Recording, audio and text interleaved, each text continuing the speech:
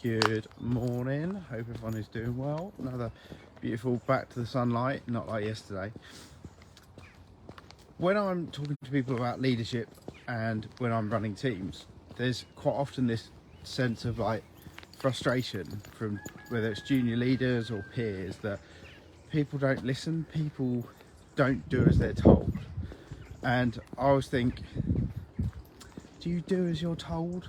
Do you, like when you were a kid and someone told you to brush your teeth, told you to do whatever, do you actually listen? No, dig your heels in.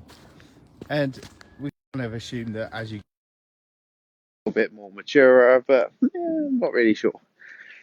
And this really comes into play in the workplace because there's so many times when you're told to do something or you're told something is happening without any context.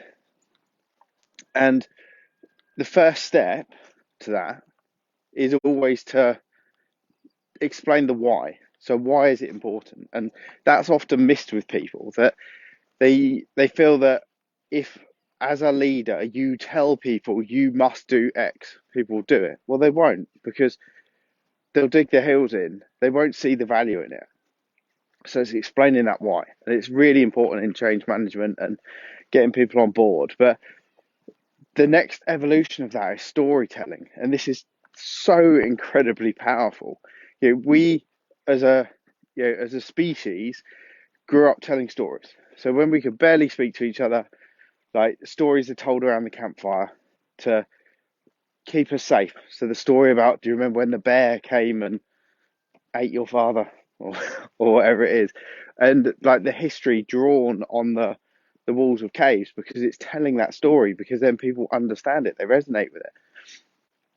And that is still the greatest way to take people on a journey. So whether it's your story, so why should you listen to me? So, I talk when I speak on stage and stuff, I talk about my burnout recovery. I talk about my anxiety where I didn't want to leave the house. I talk about those experiences, how it made me feel, because you have to tell that story for people to understand it.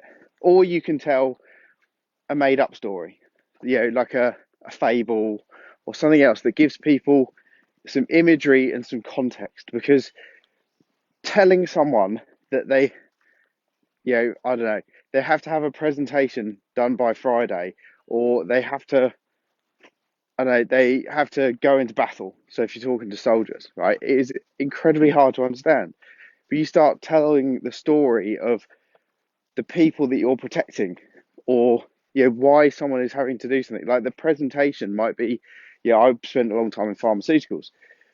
Maybe it's telling the story or weaving it into the presentation you have to give around the patients and some of the patient stories about why it's incredibly important to get this drug approved and why we need everyone on board. Because do you know what? If you tell me I need to work that little bit harder because there are tens of thousands of people that are struggling with a chronic disease that means that they struggle to get out of bed in the morning, that's incredibly powerful. That is motivational, and it puts a real life impact onto what you're doing. And we need a bit more of that. So if you're struggling to get people on board, if you're struggling to take people on a journey, like, use storytelling, whether it's, like I said, your experience, where you've been, where you've got to, giving them a fable, giving them some examples. It's so powerful, and it engages people. People listen to stories.